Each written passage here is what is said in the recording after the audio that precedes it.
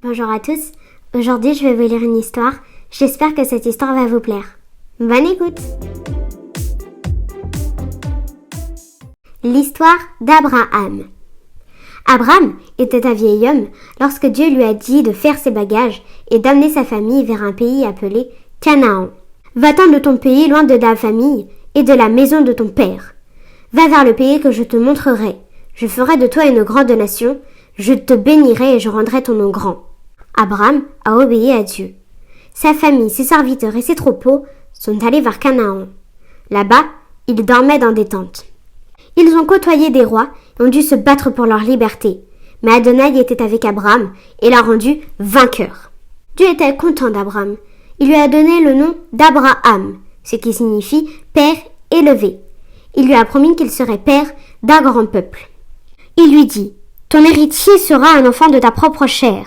Regarde vers le ciel et compte les étoiles si tu peux les compter. Tes descendants seront aussi nombreux.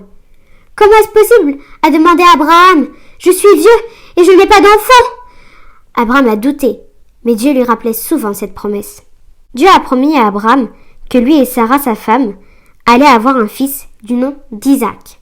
Mais un jour, Sarah, la femme d'Abraham, demanda à son mari de prendre pour femme Agar, son esclave égyptienne.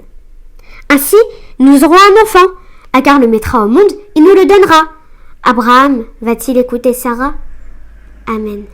Dans cette histoire, ce que j'ai aimé, c'est que quand Dieu a demandé à Abraham de partir, il est parti. Il a fait confiance à Dieu. Voilà ce que j'ai aimé dans cette histoire.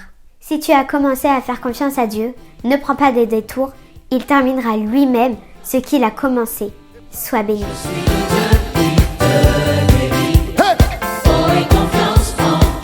Et par la foi, viens et reçois la bénédiction d'Abraham, la bénédiction d'Abraham. Où que tu ailles, où que tu sois.